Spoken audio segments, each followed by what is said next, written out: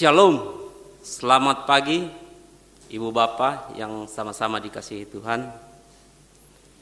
Mari kita tinggalkan segala kesibukan kita dan kita tenangkan hati dan pikiran kita untuk beribadah kepada Tuhan. Segala hormat dan kemuliaan kepada Allah Tritunggal yang ada sejak permulaan dan telah menyatakan diri dan kasih-Nya melalui penciptaan dan pemeliharaan dalam tuntunan tema buah ketaatan. Kita menghayati makna keagungan dan kemuliaan Allah Tritunggal yang menyatakan diri dalam nama Bapa, Anak, dan Roh Kudus, penuntun kepada segala kebenaran. Jemaat Tuhan, mari kita berdiri dan memuji Tuhan dari Kidung Jemaat 13 ayat 1 dan 2. Allah Bapa Tuhan.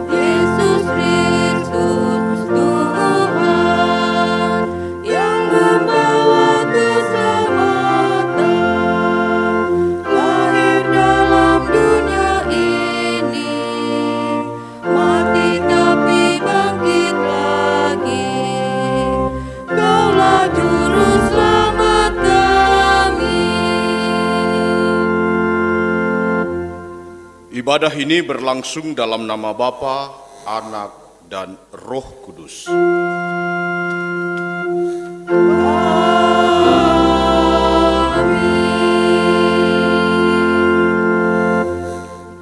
Salam kepadamu, Allah Tritunggal besertamu.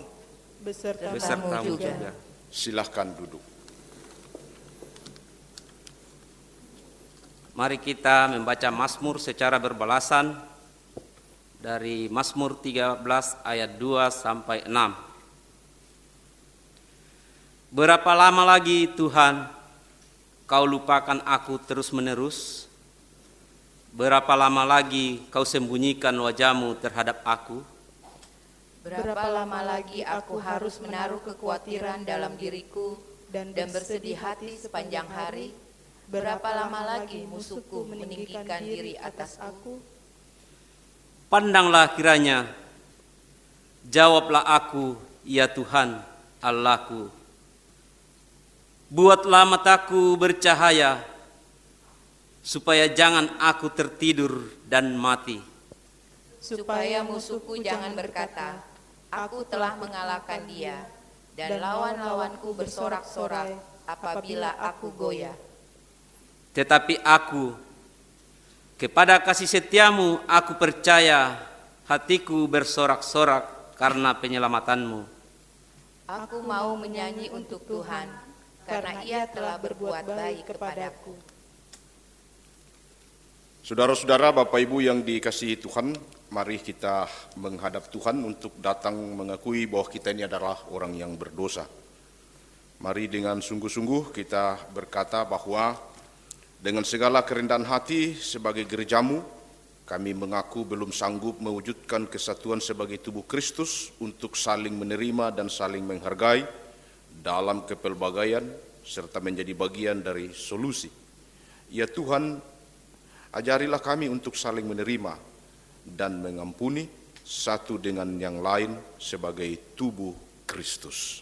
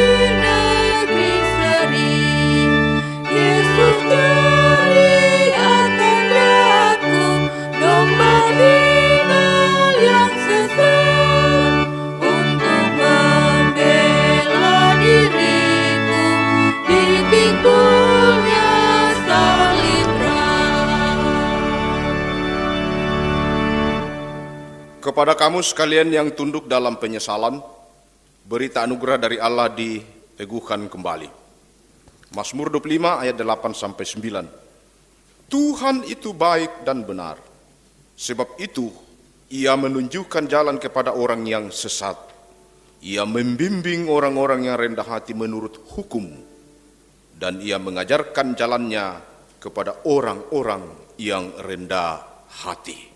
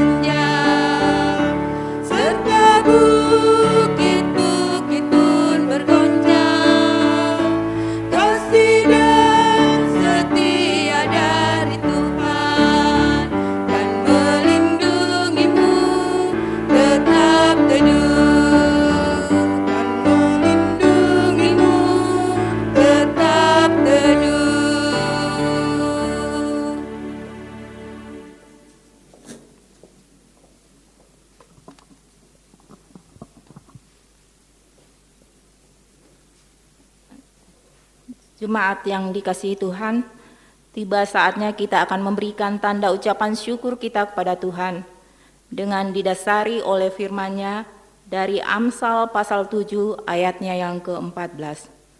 Firman Tuhan berbunyi demikian. Aku harus mempersembahkan korban keselamatan, dan pada hari ini telah kubayar nasarku itu. Ada 3 pundi yang akan kita edarkan. Pundi pertama untuk membiayai operasional jemaat, pundi kedua untuk mendukung kegiatan BPS, dan pundi ketiga untuk kegiatan diakonia.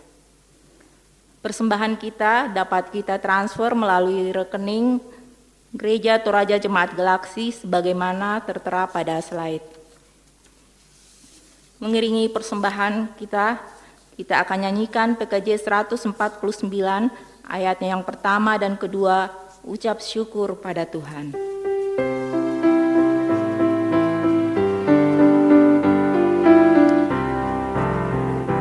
Ucap syukur pada Tuhan karena kita diselamatkan oleh-Nya.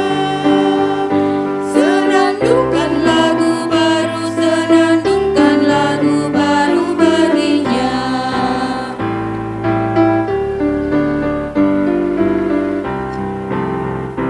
Nyanyikanlah dengan riang karena kasih setia Tuhan nyanyilah.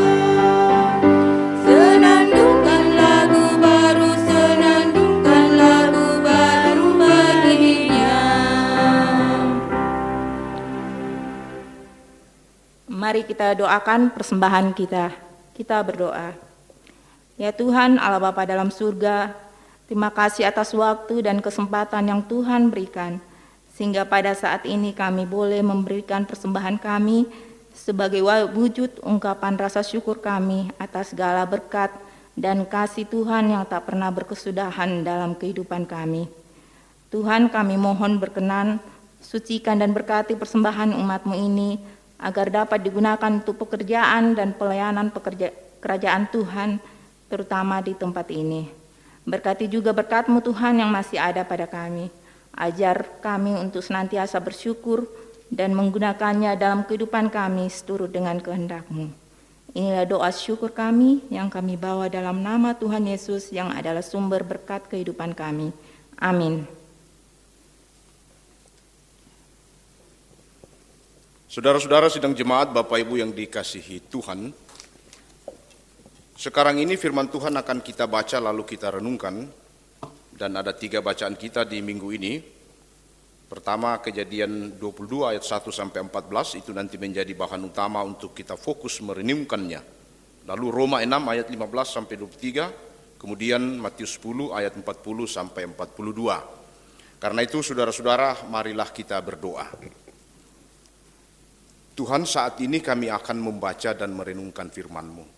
Kami mohon kepadamu ya Roh Kudus, kuasailah kami, ajar kami, bimbing kami agar supaya ketika firman-Mu ini kami baca, lalu kami renungkan, atas petunjuk dan restu-Mu lah kami boleh mengerti, bukan hanya mengerti saja, tapi diberi kemampuan untuk memberlakukannya dalam kehidupan real kami sehari-hari. Karena itu berfirmanlah, kami sudah siap. Dalam nama Tuhan Yesus kami berdoa. Amin. Bacaan kita yang pertama terambil dari Kejadian 22 ayat 1 sampai 14. Kejadian 22 ayat 1 sampai 14. Lembaga Alkitab memberi judul Kepercayaan Abraham diuji. Setelah semuanya itu Allah mencoba Abraham. Ia berfirman kepadanya, Abraham. Lalu sahutnya, ya Tuhan. Firman-Nya, ambillah anakmu yang tunggal itu, yang engkau kasihi, yakni Ishak. Pergilah ke tanah Moria dan persembahkanlah dia di sana sebagai korban bakaran pada salah satu gunung yang akan kukatakan kepadamu. Keesokan harinya pagi-pagi bangunlah Abraham. Ia memasang pelana keledainya dan memanggil 2 orang bujangnya beserta Ishak, anaknya. Ia membela juga kayu untuk korban bakaran itu. Lalu berangkatlah ia dan pergi ke tempat yang dikatakan Allah kepadanya. Ketika pada hari ketiga Abraham melayangkan pandangnya, kelihatanlah kepadanya tempat itu dari jauh. Kata Abraham kepada kedua bujangnya itu, "Tinggallah kamu di sini dengan keledai ini. Aku beserta anak ini akan pergi ke sana. Kami akan sembahyang, sesudah itu kami kembali kepadamu."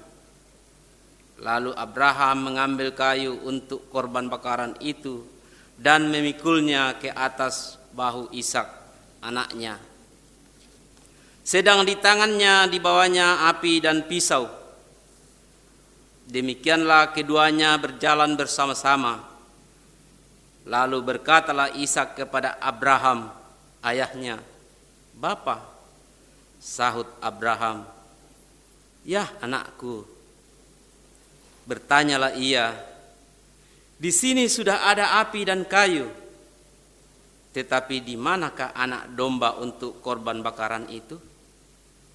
Sahut Abraham, "Allah yang akan menyediakan anak domba untuk korban bakaran baginya, anakku."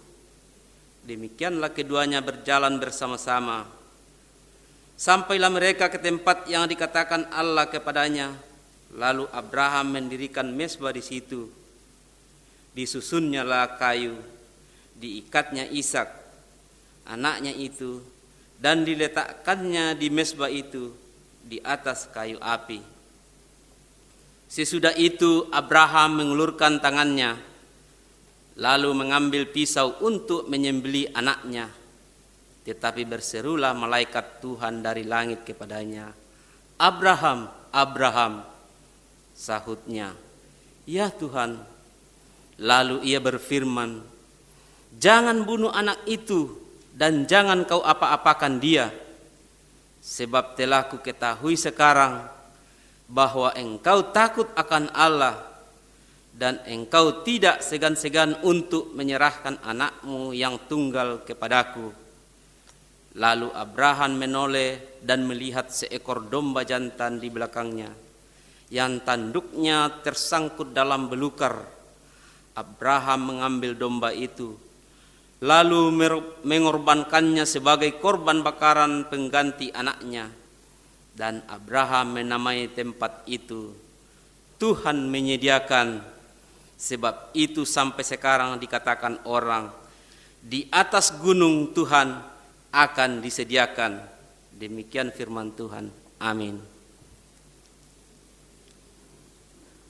Pembacaan firman Tuhan yang kedua terambil dari kitab Perjanjian Baru, Roma pasal 6 ayatnya yang ke-15 sampai dengan ayatnya yang ke-23. Roma pasal 6 ayatnya yang ke-15 sampai dengan ayatnya yang ke-23. Lembaga Alkitab Indonesia memberi judul "Dua Macam Perhambaan". Jadi bagaimana? Apakah kita akan berbuat dosa karena kita tidak berada di bawah hukum Taurat, tetapi di bawah kasih karunia? Sekali-kali tidak. Apakah kamu tidak tahu bahwa apabila kamu menyerahkan dirimu kepada seseorang sebagai hamba untuk mentaatinya, kamu adalah hamba orang itu yang harus kamu taati, baik dalam dosa yang memimpin kamu kepada kematian, maupun dalam ketaatan yang memimpin kamu kepada kebenaran? Tetapi syukurlah kepada Allah. Dahulu memang kamu hamba dosa, tetapi sekarang kamu dengan segenap hati telah mentaati pengajaran yang telah diteruskan kepadamu. Kamu telah dimerdekakan dari dosa dan menjadi hamba kebenaran. Aku mengatakan hal ini secara manusia karena kelemahan kamu. Sebab sama seperti kamu telah menyerahkan anggota-anggota tubuhmu menjadi hamba kecemaran dan kedurhakaan yang membawa kamu kepada kedurhakaan, demikian hal kamu sekarang harus menyerahkan anggota-anggota tubuhmu menjadi hamba kebenaran yang membawa kamu kepada pengudusan. Sebab waktu kamu hamba dosa, kamu bebas dari kebenaran. Dan buah apakah yang kamu petik daripadanya? Semuanya itu menyebabkan kamu merasa malu sekarang, karena kesudahan semuanya itu ialah kematian. Tetapi sekarang, setelah kamu dimerdekakan dari dosa, dan setelah kamu menjadi hamba Allah, kamu beroleh buah yang membawa kamu kepada pengudusan, dan sebagai kesudahannya ialah hidup yang kekal. Sebab upah dosa ialah maut, tetapi karunia Allah ialah hidup yang kekal dalam Kristus Yesus Tuhan kita.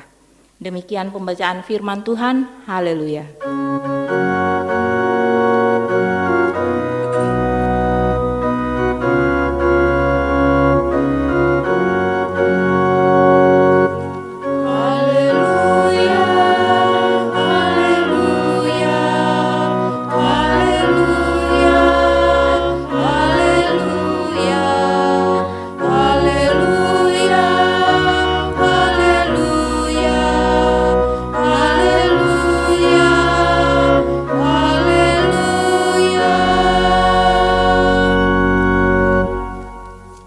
Bacaan kita yang ketiga dari pembacaan leksionari minggu ini, Matius pasal 10 ayat 40 sampai dengan ayatnya yang ke-42. Matius pasal 10 ayat 10 sampai dengan ayatnya Matius pasal 10 ayat 40 sampai dengan ayat 42. Barang siapa menyambut kamu, ia menyambut aku. Dan barang siapa menyambut aku, ia menyambut dia yang mengutus aku. Barang siapa menyambut seorang nabi sebagai nabi, ia akan menerima upah nabi. Dan barang siapa menyambut seorang benar sebagai orang benar, ia akan menerima upah orang benar. Dan barang siapa memberi air sejuk secangkir saja pun kepada salah seorang yang kecil ini, karena ia muridku, aku berkata kepadamu, sesungguhnya ia tidak akan kehilangan upahnya daripadanya.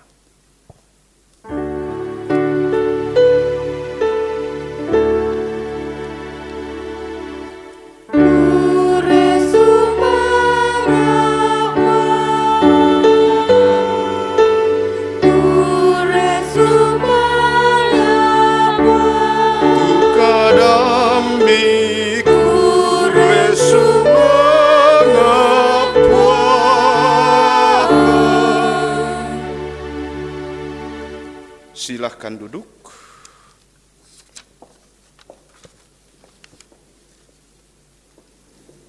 Baik saudara-saudara, Bapak Ibu yang terkasih, kita fokus pada Kejadian pasal 22 ayat 1 sampai dengan ayat yang ke-14, bacaan pertama dari bacaan kita tadi. Buah ketaatan, itulah tema renungan minggu ini, yang sebenarnya saudara-saudara mau mengingatkan kepada kita semua bahwa menjalin hubungan dengan Tuhan, ketika kita berhubungan dengan Tuhan, saudara-saudara ingatlah kita ditempatkan dan dipanggil serta diberi posisi sebagai orang-orang yang sedang menjalankan tugas amanat di dunia ini. Karena itu kita harus ingat saudara-saudara, kehadiran kita di sini sekarang ini hadir di dunia yang nyata. Sama seperti yang sudah kita tahu bahwa ingatlah saudara-saudara, gereja hadir itu bukan di ruang hampa. Gereja itu hadir di ruang yang berisi budaya, berisi politik dan lain-lain sebagainya. Nah, untuk itulah saudara-saudara yang terkasih dalam Tuhan, ketika kita hadir dalam dunia real seperti itu, ada satu hal yang selalu dituntut kepada kita, yaitu apa saudara-saudara, bahwa kita dipanggil untuk beriman di dalam kenyataan hidup seperti begitu, dan dipanggil bukan untuk datang mempergunakan rahmat, mempergunakan iman itu untuk datang merubah, tetapi kita diingatkan, ditempatkan di situ untuk apa saudara-saudara, yaitu untuk berbuah. Nah, dalam berbuah itulah dituntut ketaatan. Nah, saudara-saudara, Kejadian pasal 22 ini, saudara-saudara, Bapak Ibu yang terkasih dalam Tuhan, di kalangan orang Yahudi, ini saudara-saudara biasa dibaca ketika mereka sedang merayakan hari raya peniupan serunai. Jadi ada hari raya orang Yahudi itu, hari raya peniupan serunai, artinya saudara-saudara hari raya itu adalah hari raya yang mengharuskan orang Yahudi untuk tidak bekerja. Jadi dibacalah Kejadian 22 ini, dan sebelum itu dibaca juga Kejadian 21. Nah, Kejadian 21 itu mengingatkan kita bagaimana Ismail diusir, dan Kejadian 22 ini mengingatkan bagaimana Abraham mengorbankan Ishak. Nah, itulah sebabnya hari raya ini sering juga disebut dengan hari raya pengikatan Ishak. Ishak diikat. Dan bagi orang Yahudi, saudara-saudara, dalam memperingati ini, disinilah mereka melihat pengorbanan yang paling tertinggi. Pengorbanan yang paling tertinggi, di mana pengorbanan itu menuntut nyawa, menuntut hidup. Nah, saudara-saudara, Bapak Ibu yang terkasih dalam Tuhan, apa sebenarnya esensi daripada perintah Tuhan kepada Abraham untuk menyuruhnya mempersembahkan putranya yang tunggal itu? Saudara-saudara, kita harus melihat bahwa kejadian ini bukan sekedar kejadian menguji iman Abraham. Kita tidak boleh berhenti di situ. Tapi kejadian ini, saudara-saudara, menggambarkan tipologi yang antitipenya itu digenapi di dalam diri pengorbanan Kristus. Jadi saudara-saudara yang terkasih dalam Tuhan, kisah pengorbanan Ishak ini putra Abraham, saudara-saudara, itu nanti akan terwujud nyata dalam antitipenya melalui pengorbanan dan kematian Kristus. Nah, karena itu kisah ini harus dibaca seperti begitu. Jadi bukan sekedar hanya ujian kepada iman Abraham, tapi lebih daripada itu. Tidak boleh kita berhenti di situ. Tidak boleh kita berhenti bahwa naskah ini hanya mau mengungkapkan tentang iman Abraham diuji. Tidak boleh di situ. Harus lanjut lagi bahwa sebenarnya kisah ini mau mengisahkan tentang sebuah kisah yang nantinya digenapi di dalam pengorbanan dan kematian Kristus. Nah, itulah sebabnya sudah sering saya ungkapkan, ketika Anda membaca Perjanjian Lama, maka di dalam Perjanjian Lama itu Perjanjian Baru tersembunyi. Ketika Anda membaca Perjanjian Baru, Perjanjian Lama itu terungkap. Jadi tersembunyi di Perjanjian Lama, tapi dia terwujud nyata di Perjanjian Baru. Jadi ketika Abraham mengorbankan Ishak, tersembunyi itu namanya makna antitipenya, tetapi dalam Perjanjian Baru terbuka di dalam diri Kristus. Nah, itulah saudara-saudara yang terkasih dalam Tuhan, tidak boleh kita hanya sebatas membaca bahwa ini adalah ujian iman Abraham. Tapi harus dilihat bahwa ini adalah tipologi daripada pengorbanan Kristus. Sebab begini, saudara-saudara, bukan secara kebetulan terjadi di dalam kitab suci itu, lebih-lebih menurut naskah ini bukan kebetulan terjadi bahwa Abraham itu diperintahkan untuk membawa anaknya ke Moria. Saudara-saudara ingat Moria. Moria itu adalah Yerusalem. Dan di Yerusalem itu, saudara-saudara, Daud dan Salomo mendirikan bait suci. Dan di Yerusalem juga, ingat saudara-saudara, ada bukit Golgota. Dan di bukit Golgota itulah Yesus mengorbankan hidupnya demi keselamatan kita. Jadi Ishak dibawa ke Gunung Moria pada zaman Abraham, digenapi di dalam peristiwa Kristus menggenapi pengorbanan itu di Golgota. Jadi bukan secara kebetulan terjadi. Juga bukan secara kebetulan perjalanan Abraham dari rumahnya ke Moria itu 3 hari. 3 hari. Ingat juga peristiwa 3 hari itu bagaimana Yesus berada dalam kubur selama 3 hari. Itu yang disebut tipologi, muncul antitipenya di dalam diri Yesus. Nah, karena itu saudara-saudara yang terkasih dalam Tuhan, dia harus dibaca seperti itu. Nah, tema ini juga mau mengingatkan kepada kita, saudara-saudara, begini. Seperti yang sudah pernah juga saya ungkapkan bahwa ada dua tipe orang merespon penderitaan. merespon problem. Ada dua tipe orang itu.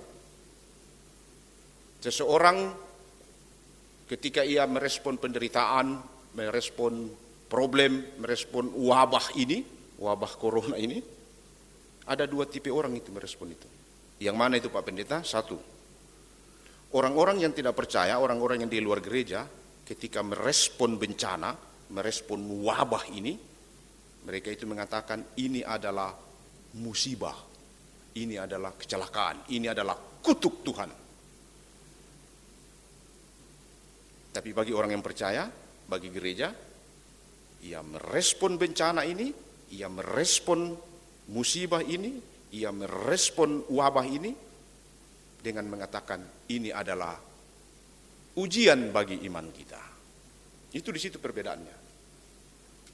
Karena itu saudara-saudara, gereja tidak boleh memandang, tidak boleh beranggapan bahwa ketika kita berhadapan dengan penderitaan dan musibah itu adalah kutuk Tuhan. Tidak boleh.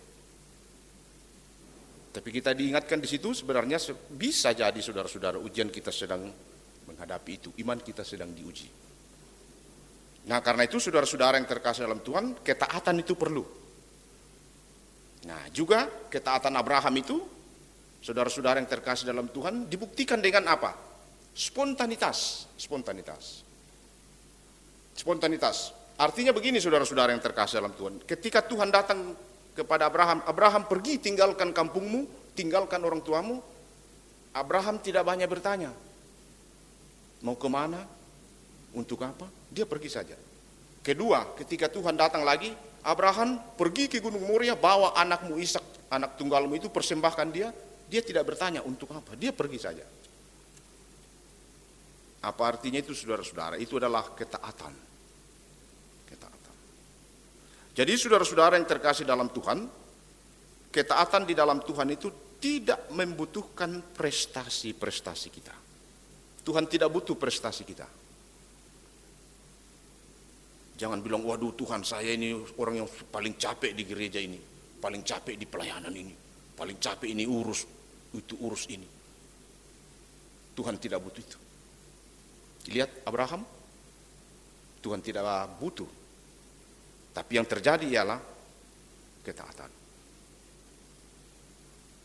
Nah, ketaatan itu dibuktikan seperti itu saudara-saudara.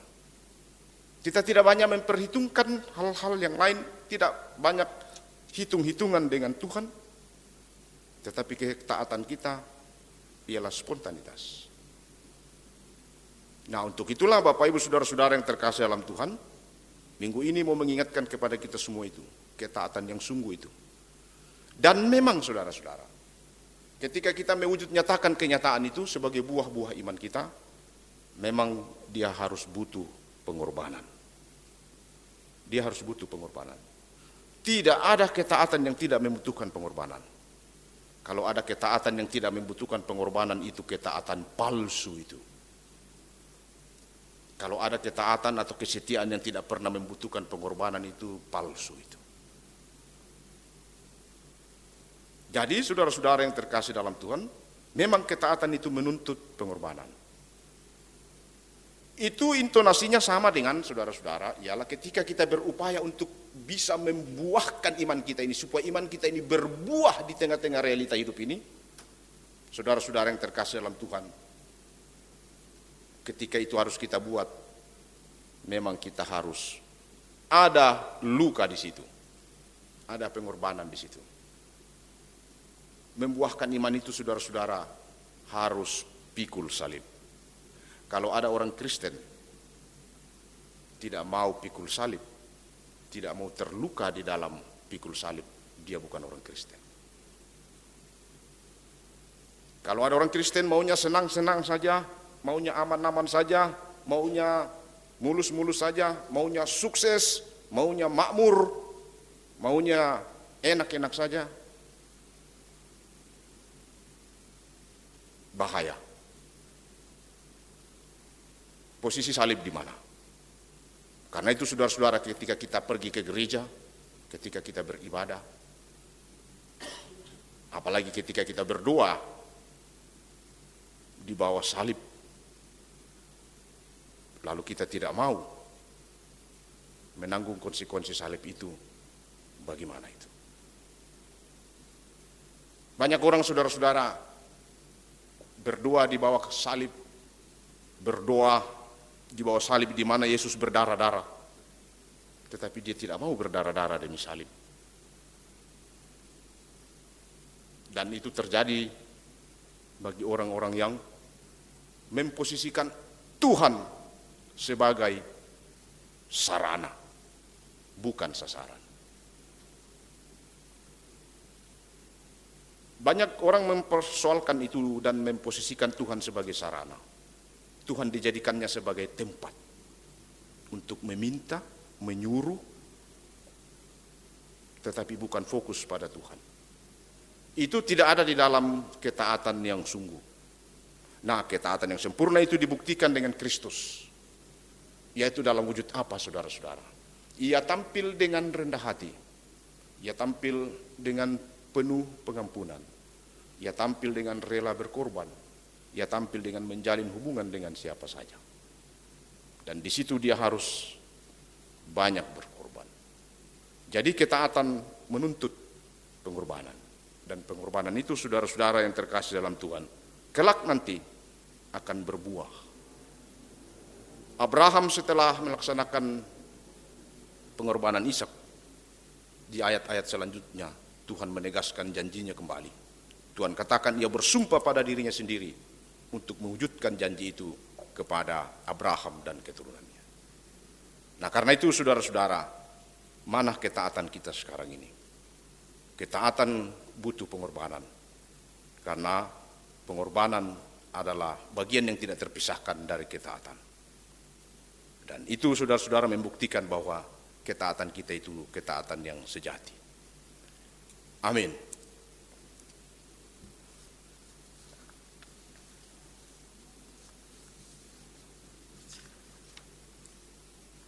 Ada persembahan pujian dari anak kita, cucu kita, Vanessa Jackson. Silakan.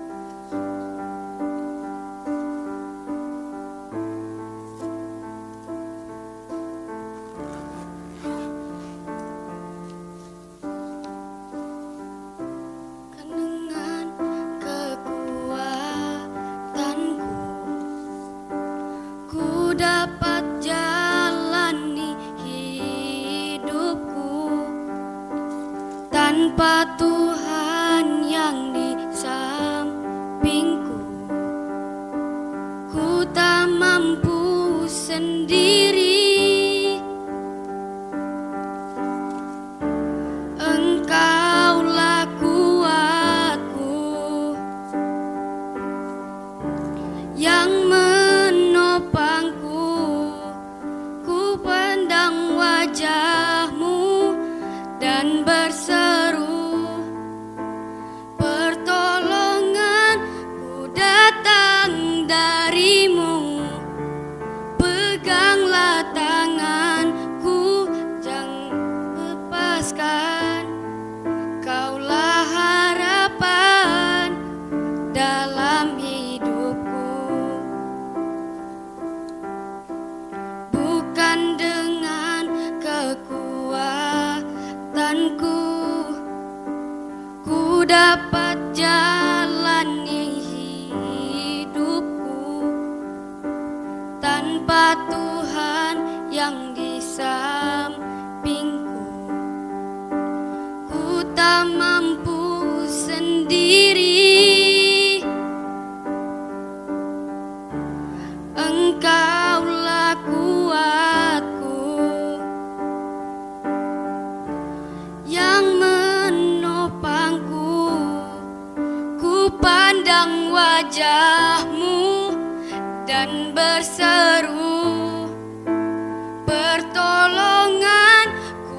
datang darimu, peganglah tanganku, jangan lepaskan. Kaulah harapan dalam hidupku. Ku pandang wajahmu dan berseru, pertolonganku datang darimu. Peganglah tanganku, jangan lepaskan. Kaulah harapan dalam hidupku. Kaulah harapan dalam hidupku. Kaulah harapan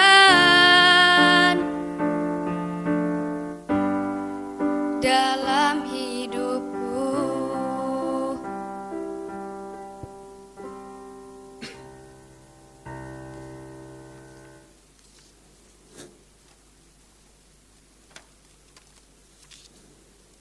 Terpujilah Tuhan lewat syair lagu itu. Tuhan memberkati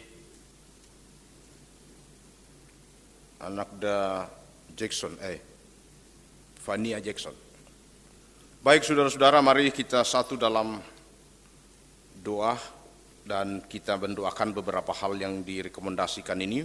Pertama, saudara-saudara kita yang sakit, Bapak MS Lumme, Bapak Lukas Elisa, Bapak Sebak Singkali, Bapak Luther Tandibongga, Welem Tanga, Ibu Tirma, Penato Yermia Ucu, Petrus Pauling, dan juga kita dukung dalam doa keluarga yang berduka dari keluarga Jackson Mari,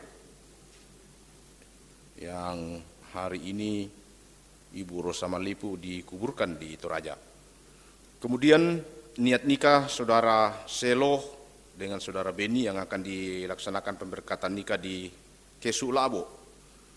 Kita dukung juga dalam doa saudara-saudara kita yang berulang tahun, yang juga bersukacita dalam bentuk lain, boleh berhasil. Kita dukung dalam doa pembangunan gedung serbaguna ini, juga persoalan-persoalan bangsa dan negara kita. Nah saudara-saudara, mari kita berdoa. Terima kasih Tuhan, kami menikmati kebaikan-Mu dalam perjalanan akta ibadah kami pada saat ini, sekalipun kami buat itu dalam bentuk virtual. Terima kasih Engkau telah mentibahkan akta ini pada akta doa syafaat. Itulah sebabnya kiranya apa yang kami buat ini berbau harum di hadapan-Mu. Terima kasih kami sudah boleh bernyanyi, terima kasih kami juga sudah boleh melakukan beberapa lagu, juga anak kami, cucu kami Vanessa Jackson yang sudah boleh mengangkat pujian kepada-Mu. Terima kasih firman-Mu yang kembali menegaskan tentang ketaatan. Kiranya lewat pertolongan Roh Kudus, firman ini menjadi kekuatan bagi kami semua. Allah yang Maha Kuasa, kami bersyukur ibadah ini boleh berlangsung, tentu dengan Tuhan memberkati saudara-saudara kami, baik mereka yang bertugas sebagai kameraman, kantoria, organis, bahkan teknisi, serta pengerja-pengerja gereja. Biarlah semua yang kami buat ini naik berbau harum di hadapan-Mu. Terima kasih Tuhan atas kebaikan-Mu dalam hidup kami. Kami berdoa kepada-Mu untuk pelayanan kami di jemaat ini. Tuhan berkatilah pelayanan di gereja ini supaya berlangsung dengan baik. Baik itu melalui wadah sekolah minggu, PPGT, PWGT, PKB, panitia yang ada, majelis gereja dan keluarganya, hamba Tuhan yang melayani, pengerja-pengerja gereja. Kiranya lewat berkat-Mu kami selalu boleh melaksanakan dengan baik semua pelayanan itu. Penyelesaian pembangunan gedung serbaguna, kami terus-menerus berharap Tuhan beri kami petunjuk supaya suatu saat nanti kami boleh menyelesaikannya dengan baik. Banyak saudara-saudara kami yang sakit, nama-nama mereka telah kami sebut tadi. Tuhan, pada-Mu ada kuasa, pada-Mu ada kesembuhan, kasihani mereka. Niat nikah saudara kami berharap Tuhan berkati supaya semuanya terlaksana persiapan-persiapan ini dengan baik di Toraja Kesu Labo nanti. Kami bersyukur untuk anak-anak kami yang sudah boleh lulus, sudah boleh naik kelas, dan yang berencana untuk melanjutkan ke tingkat lebih tinggi lagi, bukakan jalan. Yang berulang tahun, terimalah sukacitanya, demikian pun dengan mereka yang berulang tahun pernikahan dan yang sukses di tempat-tempat yang lain. Kami berdoa untuk keluarga yang berduka, Bapak Jackson Mari. Tuhan kuatkan keluarga ini menghadapi duka ini. Kiranya semuanya ditopang oleh kasih sayang Tuhan. Ya Allah, ya Tuhan kami, dalam hidup yang sementara kami jalani ini banyak sekali rencana kami, banyak sekali pergumulan kami. Karena itu secara pribadi lepas pribadi pada kesempatan ini kami mau menyampaikan itu kepada Tuhan seperti berikut ini.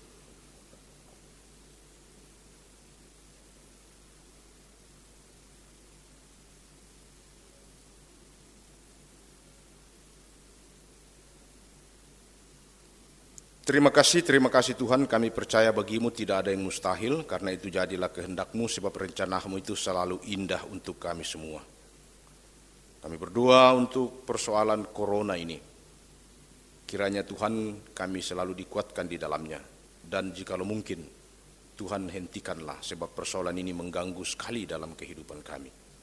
Tapi kami sadar bukan kehendak kami yang harus jadi, melainkan kehendak Tuhan. Bangsa kami, negara kami, pemerintah kami, negeri ini, Tuhan berkati supaya kami aman hidup di dalamnya. Tuhan, inilah doa kami, ampuni salah dosa kami, dengarkanlah doa ini, sebab semua ini kami sampaikan kepadamu melalui Tuhan Yesus, Tuhan yang pernah mengajar kami berdoa seperti berikut ini. Bapa kami yang di sorga, dikuduskanlah namamu, datanglah kerajaan-Mu, jadilah kehendak-Mu di bumi seperti di sorga. Berikanlah kami pada hari ini makanan kami yang secukupnya, dan ampunilah akan kesalahan kami, seperti kami juga mengampuni orang yang bersalah kepada kami. Dan janganlah membawa kami ke dalam pencobaan, tetapi lepaskanlah kami daripada yang jahat. Karena Engkau yang punya dan kuasa dan kemuliaan sampai selama-lamanya. Amin. Saya persilakan kita berdiri, saudara-saudara, lalu kemudian dengarkanlah petunjuk hidup baru.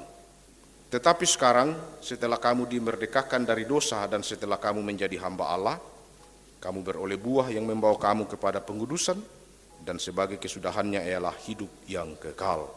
Sebab upah dosa ialah maut, tetapi karunia Allah ialah hidup yang kekal dalam Kristus Yesus, Tuhan kita.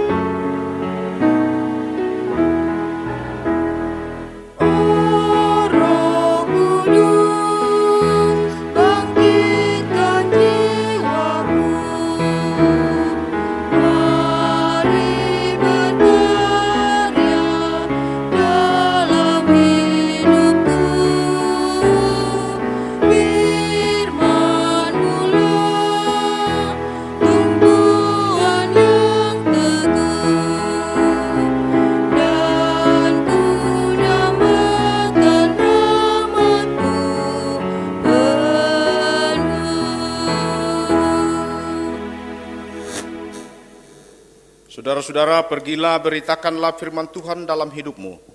Jalani dan nikmati hidupmu sebagai buah ketaatan kepada Tuhan. Kami siap ya Tuhan, sesulit apapun hidup kami tetap setia kepadamu. Saudara-saudara, terimalah berkat Tuhan ini. Tuhan memberkati engkau dan melindungi engkau. Tuhan menyinari engkau dengan wajah-Nya dan memberi engkau kasih karunia. Tuhan menghadapkan wajah-Nya kepadamu dan memberi engkau damai sejahtera.